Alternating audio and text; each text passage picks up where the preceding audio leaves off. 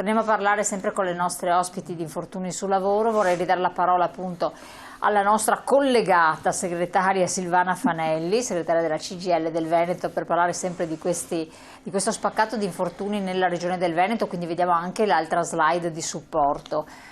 Ci sono numeri sempre importanti anche per la nostra regione, no? Sì, eccolo qua, numeri, vediamo le divisioni delle province. Sì, tanto degli infortuni, quindi non solo quelli con esito mortale, sono in crescita quasi esponenziale. Questo malgrado un impegno costante che c'è stato nella nostra regione, che è partito da lontano perché i gravi fatti delle acciaierie venete a Padova nel 2018 ci hanno portato ad aprire un'avvertenza anche con la Regione Veneto, che ha portato alla sottoscrizione di un piano strategico per la salute e sicurezza, che poi come dire, ha visto una difficile attuazione. Per questo la nostra mobilitazione è continuata in questi anni e questo protocollo è stato rinnovato, questo piano strategico, all'inizio di quest'anno, e noi continuiamo a chiedere a gran voce che ci sia un rispetto della roadmap su tutte le tematiche che sono al centro di questo piano strategico, che sono quelli dell'analisi degli incidenti nel settore metalmeccanico, che è uno dei più colpiti, così come dell'agricoltura, dell'edilizia, che sono sempre purtroppo ai vertici degli infortuni, ma anche interventi sulla promozione della salute, sulla sorveglianza sanitaria per le malattie professionali e per le malattie legate agli agenti cancerogeni e all'amianto.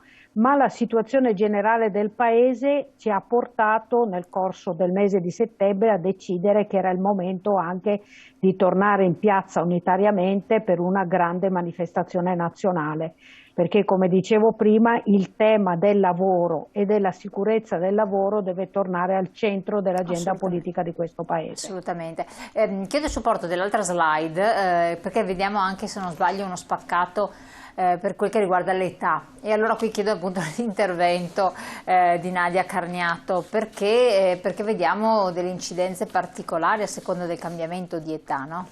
Ma i numeri parlano da soli, lo vediamo appunto da questa slide. Illustriamoli per chi magari non riesce a leggerli. No, certo. Quando si parla, cioè i numeri più importanti li vediamo immediatamente sulla fascia d'età che compare 20-24 anni, quindi la fascia di età dove i lavoratori cominciano ad affacciarsi, i ragazzi cominciano ad affacciarsi al mondo del lavoro, hanno però anche un'incidenza molto grande di 4.671 infortuni.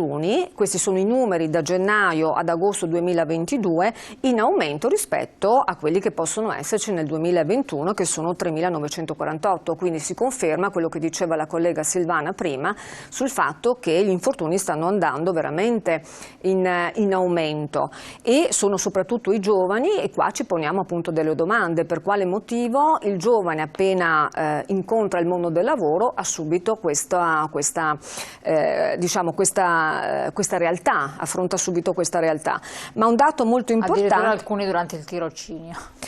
Ci sono anche quelli durante il tirocinio, perché se noi guardiamo la fascia dai 15 ai 19, perché è elencata anche 2511, questi sono i tirocinanti, sono quelli che non sono ancora tra tirocinio, alternanza scuola-lavoro, sono nelle scuole superiori, quindi anche qua ci sono dei numeri veramente importanti. Fortunatamente, come dire, gli infortuni anche mortali, lo abbiamo visto, ci sono stati anche recentemente rispetto a ragazzi studenti, perché insomma ci ricordiamo appunto di quel ragazzo che è morto in itinere durante il viaggio in trasferta in un furgoncino, insomma, che lo stava portando in un'altra parte dell'azienda, quindi capiamo che anche qua c'è una formazione molto grande da fare relativamente ai giovani. Ma ci colpisce in maniera particolare quella fascia d'età che va dai 50 ai 54 e oltre, quindi dai 60 ai 64, dove qua abbiamo dei numeri veramente importanti, quindi 50-54, 7.843 infortuni da gennaio ad agosto 2022 sono veramente importanti e sono in aumento, perché se li confrontiamo col 2021 5.845, anche qua vediamo una percentuale molto alta.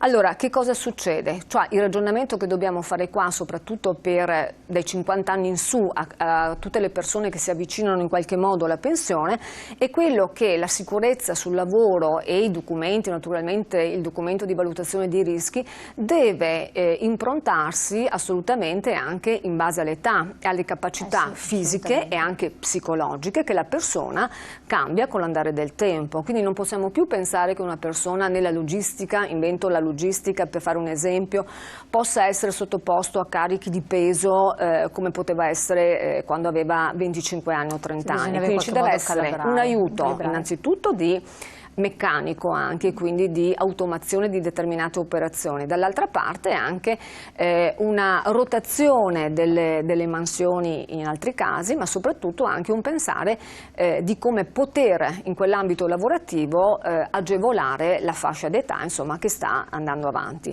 Leggo un messaggio che era arrivato poco fa, che vediamolo insieme adesso, eccolo qui. Mi sembra che stiamo tornando indietro, prima della rivoluzione industriale, in cui i lavoratori erano considerati come macchine. Beh, mi aggancio a questa diciamo, affermazione perché diciamo che veramente il mondo del lavoro sta cambiando, a partire che non è più il mondo del lavoro classico, è un mondo del lavoro dove c'è anche la gig economy, dove l'algoritmo è quello che stabilisce i tempi di produzione, i tempi di lavoro, e sono tutte novità che sono assolutamente da governare perché altrimenti queste sono cause e provocano incidenti e infortuni molto gravi sul lavoro. Davo però, ritornando sulla slide di prima, quella relativa all'età e agli infortuni, un altro numero molto importante è quello appunto dove vediamo 65-70 anni come età, e qui abbiamo 649 infortuni da gennaio ad agosto. Quindi qua abbiamo una parte di persone che si stanno avvicinando alla pensione, altri che sono già in pensione, che quindi hanno una collaborazione. Allora io mi domando, la questione è come poter agire anche con quelle persone che ormai sono uscite dal mondo del lavoro classico e sono con una collaborazione, magari costretti a collaborare perché la pensione non è sufficiente per garantire un reddito. Anche questa possibilità, si suicidano. Un reddito dignitoso. Quindi la questione di scambio intergenerazionale, ma anche di visione futuristica, riguarda proprio le nuove generazioni che saranno costrette sempre di più, diciamo, uno spostamento d'età per arrivare alla pensione, quindi avremo sempre più anziani al lavoro, insomma, sempre più anziani al lavoro, quindi è un tema che deve essere posto e che deve essere in prima linea anche rispetto alla nostra battaglia. Assolutamente. Andiamo adesso con la segretaria della CGIL, analizziamo la slide per settori produttivi e contestualmente anche per le province, e poi vediamo quelli invece mortali in Veneto. Andiamo con la slide successiva, ecco qua. Prego, segretaria.